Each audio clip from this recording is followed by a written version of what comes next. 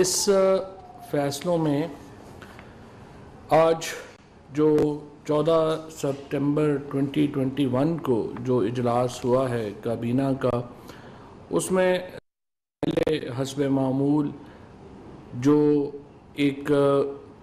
Briefing ہوتی ہے وزارت سائنس اور ٹیکنالوجی کی، وہ بریفنگ دی گئی ہے، اور اس کے اوپر جو ہے وہ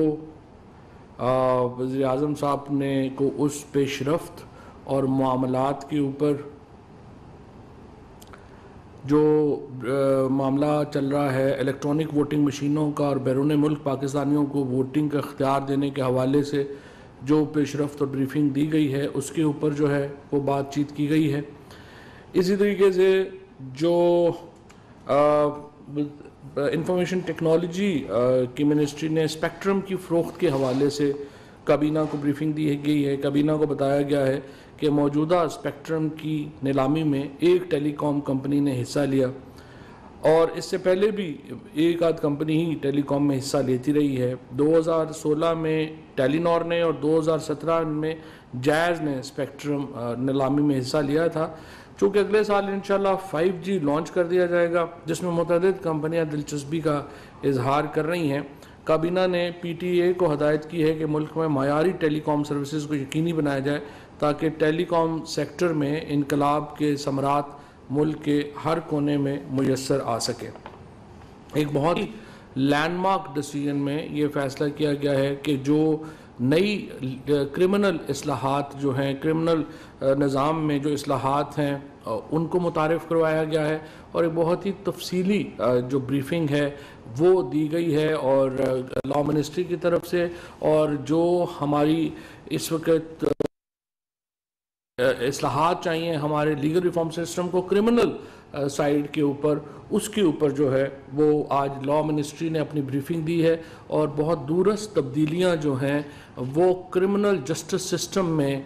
جو ہے وہ متعارف کروائی گئی ہیں، اور ان تبدیلیوں کے نتیجے میں پاکستان کا جو کرمنل جسٹس سسٹم ہے وہ بالکل تبدیل ہو کے رہ جائے گا، اور اسی کو ہی آگے بڑھانے کے لیے کہ جو ہمارا جو وزیر اعظم صاحب کا ایک ایجنڈا ہے کہ کس طریقے سے ہم نظام انصاف کو اور جسٹس سسٹم کو کیسے ہم بہتر کر سکتے ہیں، اس سسٹم کے اوپر جو ہے وہ ایک طویل مشاورت ہوئی ہے، اور وزیر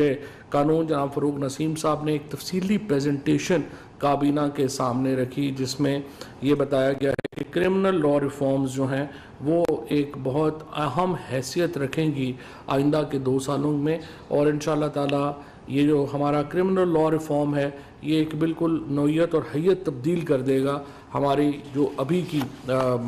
جو معاملات ہیں، اور جو کرمنل جسٹس سسٹم میں جو ڈیلے ہیں جو ہم دیکھ رہے ہیں، جو ٹرائلز میں ڈیلے ہوتے ہیں، جو پولیس FIR درج کرنے میں جو مسائل ہیں، ان تمام چیزوں کا احاطہ کیا گیا ہے، اور ایک کمپریہنسو جامع کرمنل ریفارمز جو ہیں ان کی پریزنٹیشن دی گئی ہے۔ اب یہ کابینہ کمیٹی برائے قانون میں یہ معاملہ جو ہے وہ ڈسکس ہوگا، اور اس کے بعد انشاءاللہ یہ جو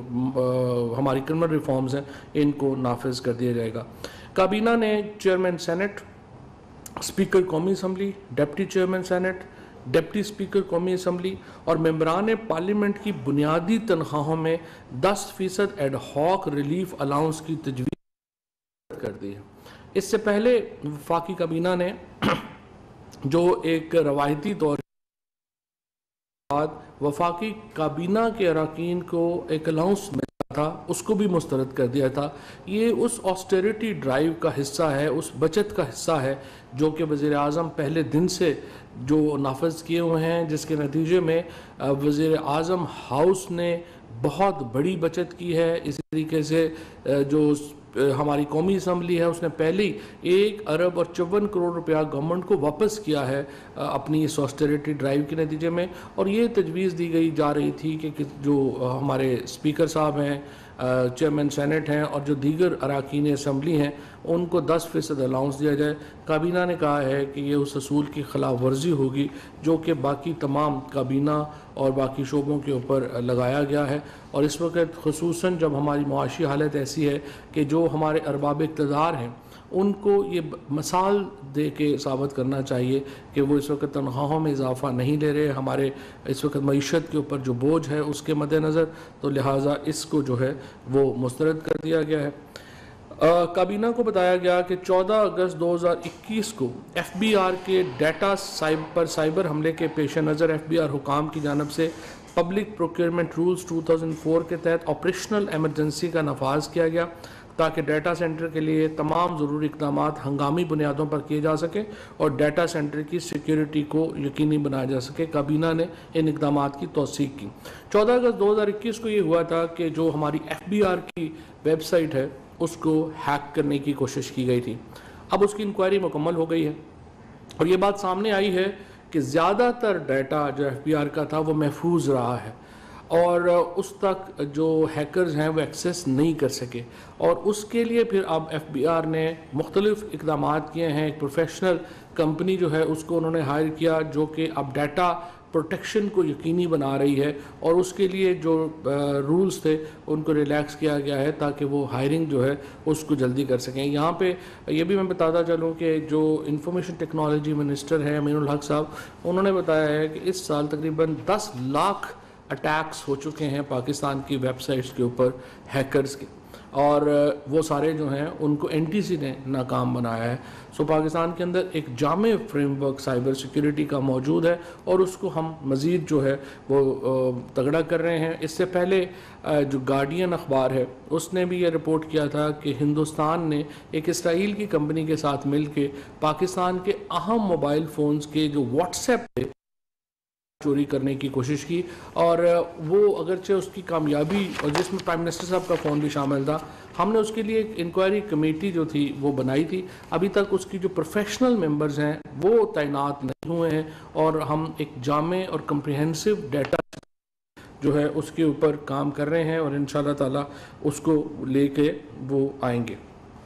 آٹو سیکٹر میں مقامی پیداوار کے فروغ اور موجودہ ٹیرف نظام میں پیش آنے والی دقتوں کو دور کرنے کے لیے کابینہ نے ٹیرف پالیسی بورڈ کی سفارشات کو مد نظر رکھتے ہوئے فیصلہ کیا کہ احسان اور گندم کی درآمد کے حوالے سے تیسرے بین الاقوامی ٹینڈر کے فیصلے جو ہیں وہ شامل تھے. میں یہاں پہ یہ بھی بتاتا چلوں کہ وزیر اعظم صاحب نے اس بات کے اوپر سخت برہمی کا اظہار کیا ہے کہ جو ہماری جو گندم کی پروکیورمنٹ تھی اس کو کیوں ڈیلے ہوا, جبکہ انہوں نے واضح طور کے اوپر اس میں احکامات دیے تھے اور ساتھ ہی صوبوں کو, پنجاب کو یہ ہدایت کی گئی ہے کہ وہ فوری طور کے اوپر گندم کی ریلیز کے اقدامات کرے. اور ہمیں امید ہے